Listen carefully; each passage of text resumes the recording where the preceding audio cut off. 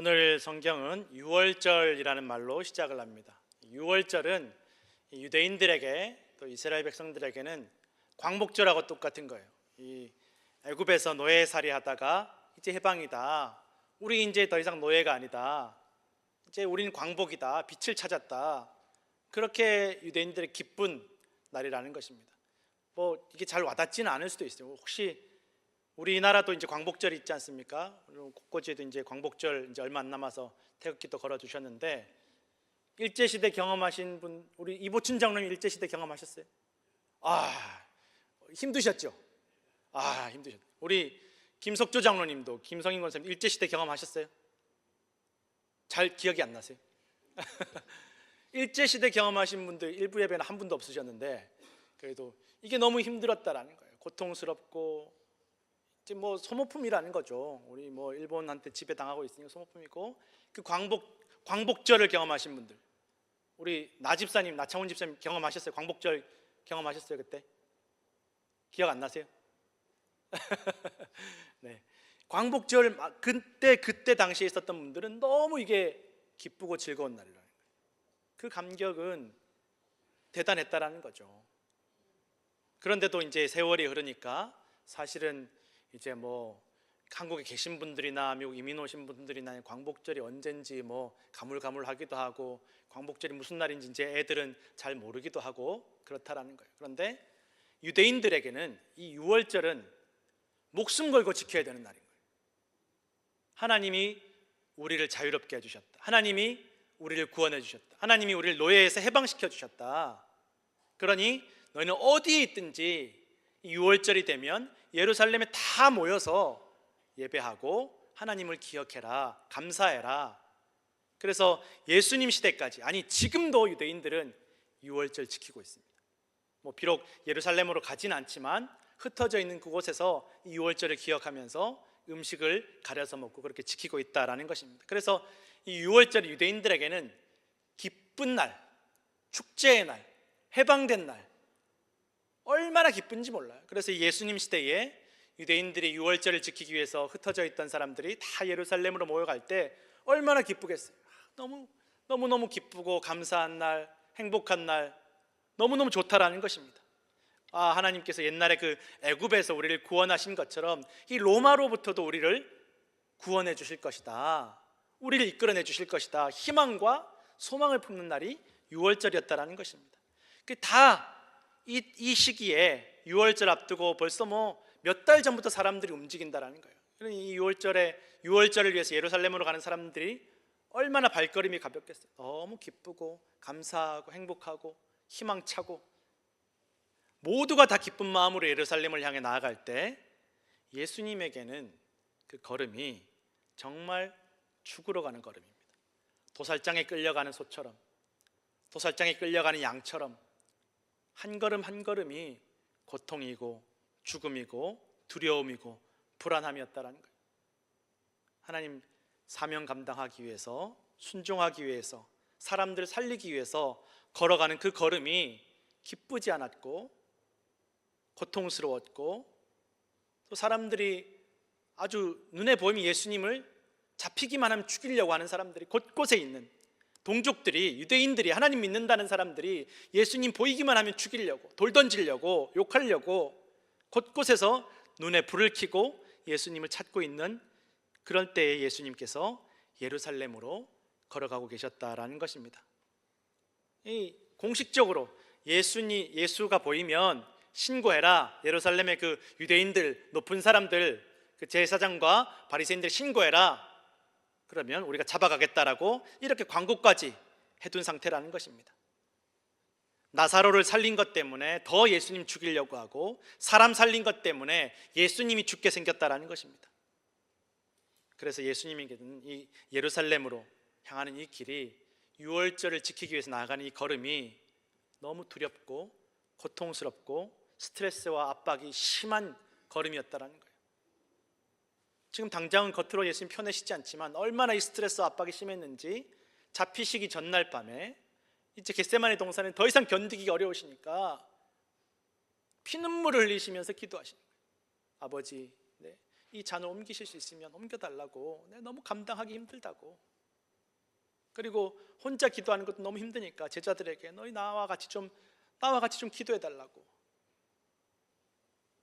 너무너무 고통스러운 걸음, 고통스러운 길이었다라는 것입니다. 견딜 수 없는 압박과 스트레스가 예수님의 걸음 가운데 있었다라는 것입니다.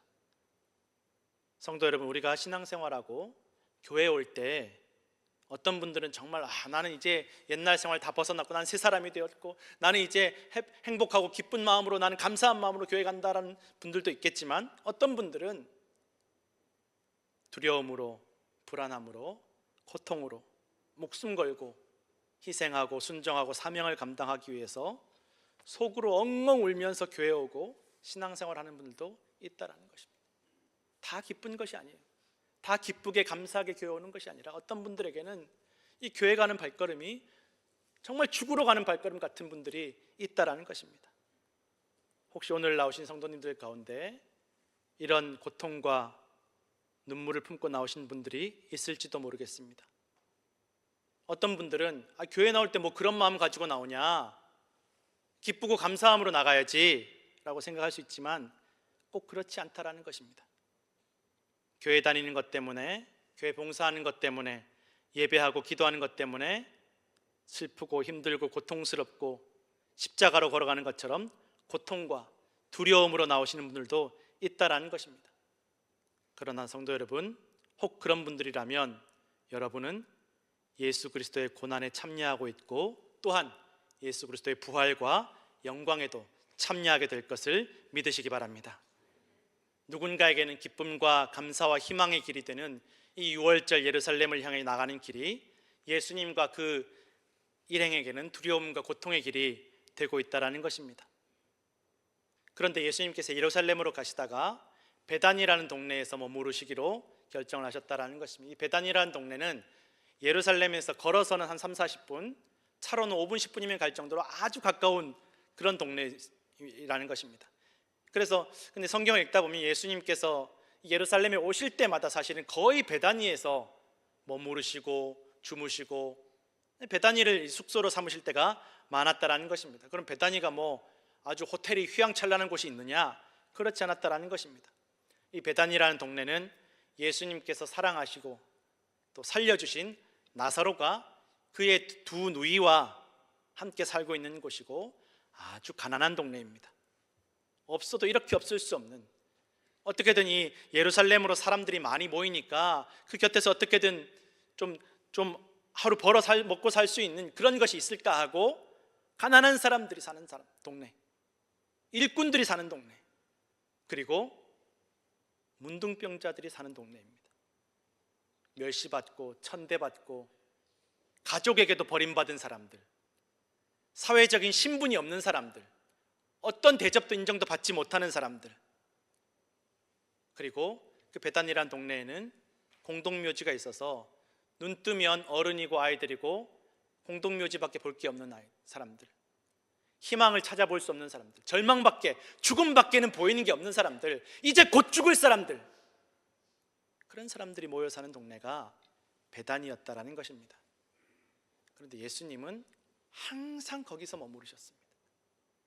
예루살렘에 올 때마다, 예루살렘에도 얼마든지 숙소가 있을 텐데 항상 이 베다니를 찾아오시고 베다니에서 머무르시고 베다니에 있는 사람들과 어울려서 지내셨음을 우리는 알 수 있다는 것입니다. 얼마 전에 도미니카 선교 다녀온 집사님 이야기를 들었습니다. 10여 년 전에 도미니카 선교 갔을 때 애들도 너무 많고 너무 힘들고 막 이것저것 복잡해서 내가 이제 내년부터 안 와야지, 힘들어서 못 가겠다. 그리고 한 10여 년 못 가셨다라는 거예요. 안 가셨다라는 거예요.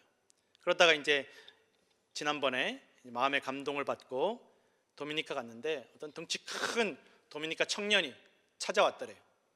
무서웠다라는 거예요. 내가 뭐 왜 날 찾아왔지? 뭐 나한테 해코지하려고 왔나? 무서웠다라는 거예요. 그런데 자기를 모르겠냐고, 자기 기억 안 나냐고, 내가 너 어떻게 아냐고, 난 당신 모른다고. 그런데 잘 생각해 보라고, 10여 년 전에 당신 왔을 때, 선생님 왔을 때, 집사님 왔을 때 나하고 놀아주기도 하고 이야기도 하고 같이 가르쳐주지 않았냐고. 하나도 기억이 안 나더라는 거예요. 얼굴을 봐도 그런가 아닌가 막 긴가민가 하더라는 거예요. 그런데 그 청년이 그렇게 이야기를 하더라는 거예요. 자기는, 선생님은 그때 여러 명의 아이들 중에 한 명이었겠지만 나는 그때 너무 힘들었다라는 거예요. 우리 집도 힘들고 내 인생이 너무 힘들어서 그때 정말 나쁜 생각도 많이 할 때고 아무런 희망이 없을 때인데 선생님 오셔가지고 나하고 이야기해 주시고 놀아주시고 그게 그때 큰 위로가 되고 또 격려가 돼서 자기가 그때 어려움을 많이 이겨낼 수 있었다라는 거예요. 그래서 내년에도 선생님 오시겠지 하고 기다렸는데 안 오시고, 근데 그 후년에도 오시겠지 하고 기다렸는데 또 안 오시고, 해마다 10년을 기다렸다라는 거예요. 그래서 이제라도 와서 너무 감사하고 좋고, 이제 얼마 뒤면 아빠가 되는데 이제 내년에 오면 같이 자기 아기를 같이 만났으면 좋겠다라는 이야기를 들었다라는 것입니다. 성도 여러분, 오늘도 우리에게 누군가 우리의 도움의 손길, 우리를 기다리고 있는 베다니가 있을 수 있습니다. 내가 미처 깨닫지 못하고 알지 못하는 곳에, 내가 잊어버린 그곳에 나를 기다리는 우리의 도움의 손길이 필요한 베다니가 교회 밖에 있을 수도 있고 우리 가정에 있을 수도 있고 교회 안에 우리의 베다니가 있을 수 있음을 여러분 기억하시길 바랍니다. 예수님께서 이 무거운 발걸음을 이끌고 베다니에 오셨을 때 베다니에서 잔치가 벌어졌습니다. 유대인들이 다 예수님 죽이려고, 예수님 보이기만 하면 신고하라고 그러는 판에 다 예수님한테 싫어하고 예수님 미워하고 예수님 죽이려고 하는 분위기에 이 베다니 사람들은 예수님 오신 게 잔치인 거예요. 너무 기쁜 거예요. 예수님 오셨다. 예수님 오셨다. 나사로를 살려주신 예수님 오셨다. 우리 친구 예수님 오셨다. 우리 사랑하시는 예수님 오셨다. 사람들이 다 무시하고 외면할 때에도 우리 잊지 않고 매번 찾아와 주시는 예수님께서 오셨다. 온 동네 잔치가 벌어졌다는 것입니다. 성도 여러분, 오늘 우리에게 예수님은 어떤 분이십니까? 세상이 다 저 교회 엉터리고 예수 믿는 사람들 다 엉터리라고 욕할 때 우리도 같이 혹시라도 교회를 미워하고 예수님을 싫어하고 있지는 않습니까? 예수님은 죽을 우리를 살려주시고 죄에서 구원하시고 영원한 생명을 약속하신 분이고 우리의 영원한 친구와 형제가 되어주신 분이심을 기억하시길 부탁드립니다.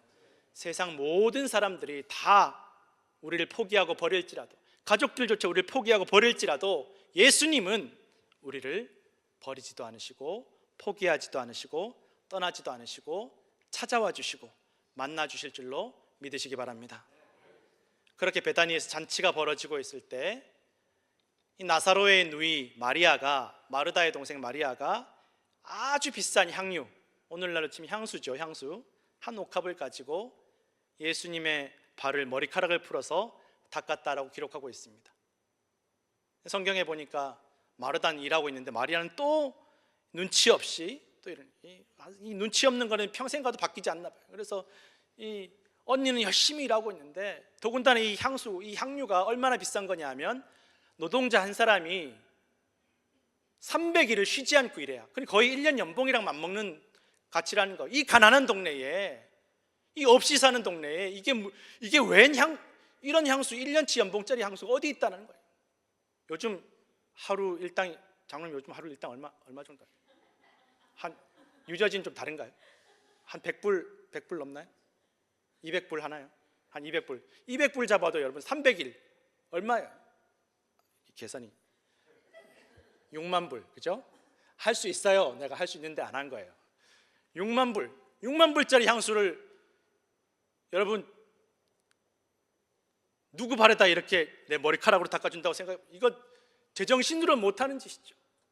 이 가난한 동네에, 더군다나 이때 당시에는 여자가 남자 앞에서 묶은 머리를 푼다라는 것은 이게 옷을 벌거벗는 것과 똑같은 행위로 여겨졌다는 거예요. 이게 부끄러운 행위이고 천박한 행위이고 몸 파는 여자 아니고서 이렇게 하지 않는다라는 거예요. 이 눈치 없는 마리아가 예수님에게 이렇게 했다라는 거예요. 어떻게 보면 자기 딴에는 예수님 위한다고 할 수 있지만 예수님 입장에 더 곤란할 수 있잖아요. 쟤는 뭔데 예수님한테 저러나. 그러나 이 마리아에게는 예수님은 아무도 돌보아주지 않던 자기 세 남매를 돌보아주신 분이고, 이미 죽어서 썩어서 냄새나는 자기 오빠를 살려주신 은인이었다라는 거예요. 그거 말고는 생각하지 않았어요. 누가 뭐라고 해도 예수님은 우리 가정을 살려주신 분이고 내 오빠를 살려주신 분이고, 세상이 다 예수님 잡아 죽이려고 해도 우리에게는, 나에게는 예수님은 은인이라는 거예요. 그리고 예수님께서 몇 번도 말씀하셨고, 이 돌아가는 분위기를 보니까 이제 예수님께서 예루살렘에 가시면 잡히시고 죽으실 것이 십중팔구 뻔한데, 이제 내가 예수님 떠나보내면 언제 내가 다시 예수님 섬길 수 있을까? 내가 언제 다시 예수님에게 내 사랑을 고백할 수 있을까? 내가 언제 예수님 위해서 이렇게 할 수 있을까? 이제 다시 오지 않을 기회인 것처럼 예수님에게 남의 눈 신경 쓰지 않고 최선을 다해서 섬기고 높여드리고 싶은 간절한 예수님에 대한 사랑이 있었다라는 것입니다. 이 말씀을 준비하면서 저는 다시 한번 저를 돌아보았습니다. 내가 예수님 사랑한다고 하면서, 예수님 섬긴다고 하면서 너무 아직도 남의 눈치 보지 않나? 내가 남의 눈 신경 쓰느라고 내가 예수님한테 내 최선을, 내 사랑을 다하지 못하지 않는 것이 아닌가? 부끄러운 마음이 생겼다라는 것입니다. 그런데 이 마리아가 이렇게 눈치 없이 오버하는 행동을 보면서 가룟 유다가 지적하는 거예요. 너 뭐 하는 거냐고, 당신 뭐 하는 거냐고. 아니, 그 돈이면, 그렇게 비싼 거면 이거 팔아서 이 가난한 동네, 이 가난한 사람들 좀 도와주는 게 훨씬 예수님이 하는 길이고 훨씬 더 나은 일인데 너 지금 뭐 하는, 눈치 없이 뭐 하는 거냐고. 이게 더 예수님 곤란하게 하는 건지 모르냐고. 왜 가난한 사람들 돕지 않았냐고. 사실 말만 들으면 이 가룟 유다 말이 얼마나 합리적입니까? 얼마나 이성적입니까? 얼마나 상식적입니까? 오히려 마리아의 이런 눈치 없는 행동보다 오히려 예수님에게 더 도움이 되는 말을 하는 사람이 가룟 유다라는 거예요. 이 가룟 유다가 이렇게 말을 하면 이제 사람들이 저 예수님하고 마리아하고 뭐 있나? 이런 의심도 없어질 거고, 예수님이 시켜서 한 일이 아니라는 것도 알게 될 거고, 예수님이 사치하는 분이 아니라는 것도 알게 될 테니까 오히려 이 가룟 유다가 예수님을 도와주는 것처럼 보인다라는 거예요. 그런데 오늘 성경은 분명하게 말씀하고 있습니다. 겉으로는 가룟 유다가 정말 가난한 사람들 위해서, 또 예수님 위해서 하는 말인 것처럼 그럴듯하게 이야기하지만, 가룟 유다의 마음속에는 욕심이, 도둑질하는 마음이 가득해서 예수님을 생각하고 사랑하는 것도 아니고 가난한 사람들을 생각하고 사랑하는 것도 아니고, 사랑은 1도 없고 오직 자기 욕심 때문에 그런 이야기를 그럴듯하게 했다라는 것입니다. 저는 이 가룟 유다와 같은 마음이, 이런 모습이 저에게도 있지 않은지 한번 생각해 봤습니다. 누구보다 하나님 사랑하고 교회 사랑하고 사람들 사랑하고 섬기는 것처럼 말하고 행동하고 상식적으로, 합리적으로, 이성적으로 사역하겠다고 하면서 혹시 결국은 내 유익을 위해서, 내 욕심을 위해서 하고 있지는 않은지, 오늘도 내가 돈 벌려고 하는 거 아닌지, 내가 인정받으려고 하는 건 아닌지, 그런 마음으로 이 직분을 감당하고 있는 것은 아닌지 돌아보면서 너무 부끄럽고 고통스러운 마음이 들었습니다. 저에게도 분명 그런 마음이, 그런 모습들이 있다라는 것입니다. 가룟 유다가 그렇게 마리아를 책망할 때 예수님께서 가만두어라, 마리아가 하는 것은 내 장래를 위한 것이니까 가만두어라, 가난한 자들은 항상 너희와 함께 있지 않냐, 나는 항상 있지 않을 거라고 그렇게 마리아를 감싸주시는 거예요. 누가 봐도, 가룟 유다뿐만 아니라 누가 봐도 마리아가 하는 행동은 제정신이 아닌 행동이고 너무 오버하는 행동이고 오히려 예수님에게 폐를 끼친 행동인데도 예수님은 마리아의 마음의 중심을 보시고 마리아를 감싸주시고 마리아의 잘못을 덮어주셨다라는 것입니다. 그녀의 행동을 품어주셨다라는 것입니다. 마리아의 사랑을 받아주셨다라는 것입니다. 그리고 실제로 마리아의 이 행동이 마리아가 알고 그랬는지 모르고 그랬는지 알 수 없지만 실제로 예수님의 마지막 장례를 앞두고, 예수님의 죽음을 앞두고 가장 예수님을 사랑했던, 가장 예수님을 잘 섬겼던, 예수님의 장례를 유일하게 준비했던 사람이 마리아가 되었다라는 것입니다. 예수님을 향한 사랑과 섬김을 마음껏 표현할 수 있는 마지막 기회였다라는 것입니다. 우리가 다른 사람들 눈치를 보느라 표현하지 못하고 섬기지 못하는 이 예배의 시간이 어쩌면 우리가 하나님께 마지막으로 예배하고 사랑을 고백할 수 있는 기회일 수도 있음을 여러분 기억하시기를 부탁드립니다. 어떤 분들은 신앙생활하면서 열심히 봉사하고 구제에 신경을 쓰고 교회가 다른 사람들 돕는 일에 더 신경 써야지 전심전력하는 분들도 있습니다. 그런데 그러다 보면 어쩌다 보면 정작 예배나 기도나 말씀과는 멀어질 때가 있다라는 것입니다. 봉사하고 섬기고 구제하고 일하는 것이 진짜 신앙생활인 것 같고, 가만히 앉아서 예배하고 기도하고 말씀 듣는 것은 좀 신앙생활하는 것 같지 않은, 뭔가 개운치 않은 것을 느끼는 분들도 있을 수 있다는 것입니다. 그러나 성도 여러분, 우리가 예배하고 기도하고 말씀 들을 수 있는 기회가 항상 있지 않을 수 있음을 반드시 기억하시기 바랍니다. 실제로 코로나가 터졌을 때 가족을 돕고 아픈 이웃을 도울 수 있는 기회는 있었지만 함께 모여 예배하고 기도하고 말씀 듣고 찬양하던 기회가 사라졌던 때가 있음을 기억하시기 바랍니다. 심지어 예배하던 예배당이 문을 닫는 일들이 지금도 이어지고 있다고 합니다. 성도 여러분, 지금이 마지막인 것처럼 예배하시고, 지금이 마지막인 것처럼 하나님 사랑하시고, 지금이 마지막인 것처럼 우리의 사랑을 고백하며 찬양하시기를 바랍니다. 오늘 이 이야기가 그렇게 마리아는 잘했고 가룟 유다는 나쁘고 예수님이 마리아를 감싸주고 가룟 유다를 욕하고 그렇게 끝나는 이야기 같지만 그렇지 않다라는 것입니다.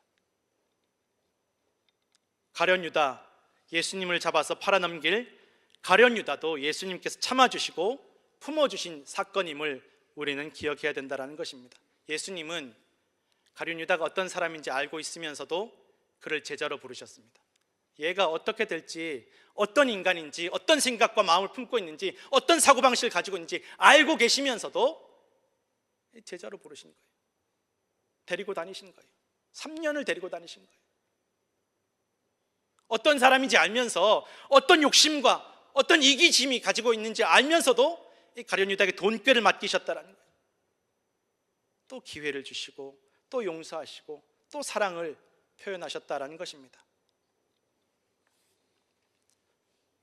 오늘도 무슨 마음으로 가룟 유다가 마리아에게 그런 말을 하는지, 겉으로는 가룟 유다가 번지르르하게 얘기하지만 속으로는 자기 돈 욕심 때문에 돈에 눈이 멀어서 그렇게 말하는지를 알면서도 가룟 유다에게 말 한마디 하지 않으시는 거예요.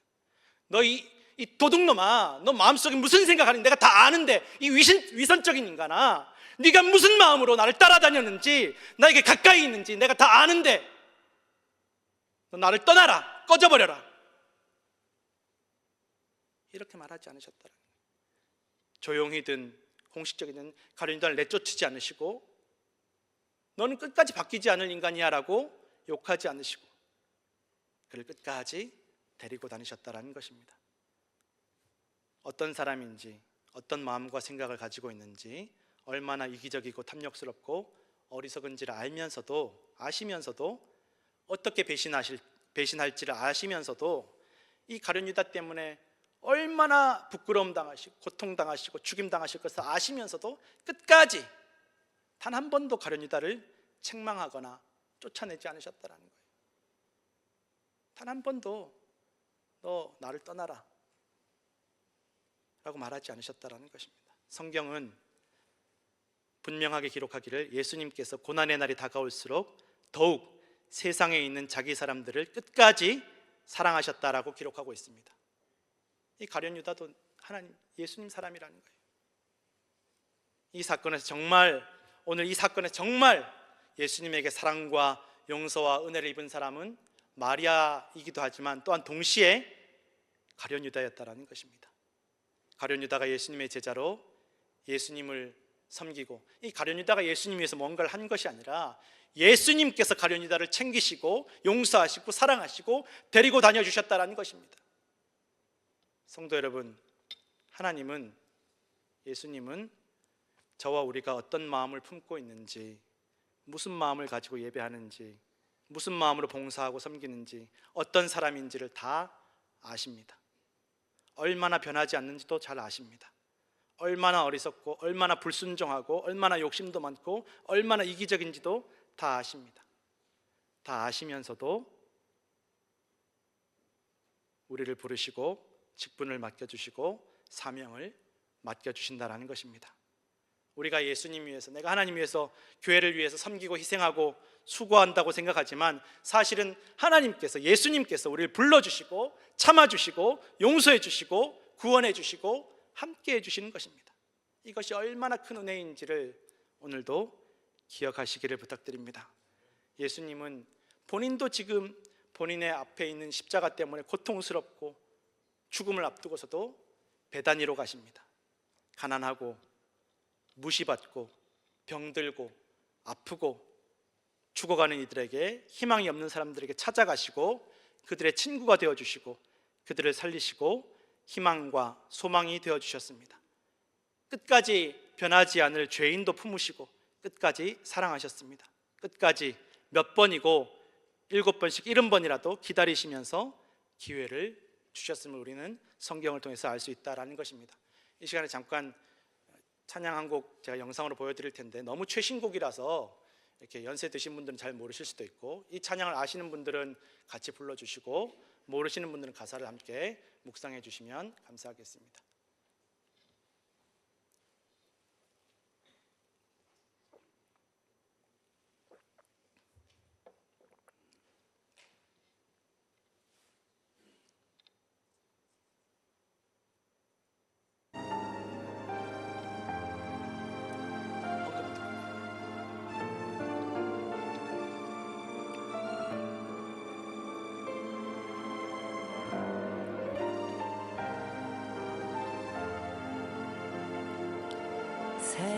세상에서 방황할 때 나 주님을 몰랐네.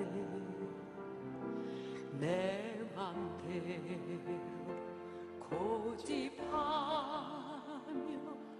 온갖 죄를 저질렀네. 예수여, 이 죄인도 용서받을 수 있나요? 벌레만도 못한 내가 용서받을 수 있나요? 많은 사람 찾아와서 나의 친구가 되어도 병든 몸과 상한 마음 위로받지 못했다고. 예수여, 이 죄인을 불쌍히 여겨주소서.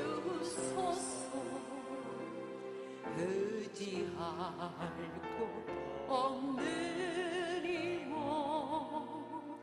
위로받기 원합니다.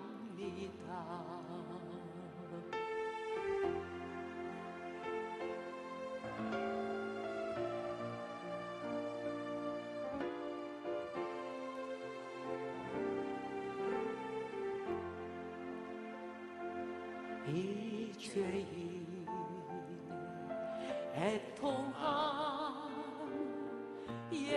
예수께서 들으셨네. 못자국난 사랑에서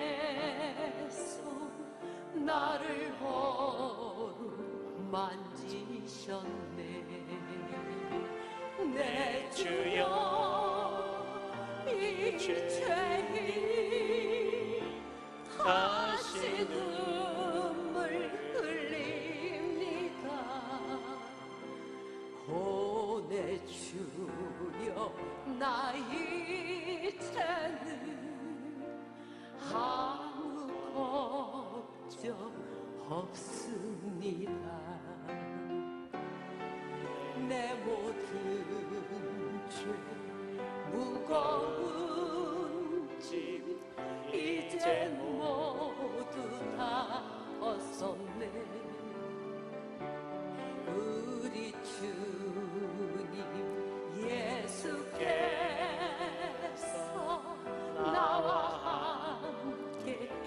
되신다고 내 주여 이 죄인이 무한 감사드립니다.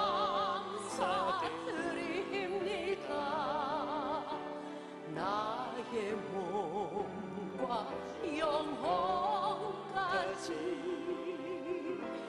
주를 위해 바칩니다.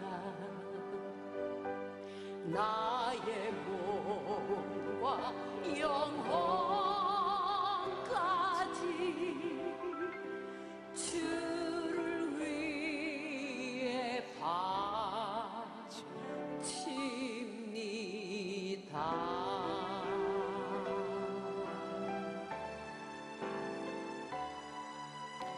우리가 죄인이었을 때도 우리를 용서하시고, 우리가 변하지 않아도 우리를 용서하시고 사랑하시고, 우리가 불순종할 때에도 우리를 부르시고 우리 함께 하시고 우리를 찾아오시고 만나 주시는 예수님의 사랑이 저와 우리 모두와 함께 하심을 믿으시기 바랍니다.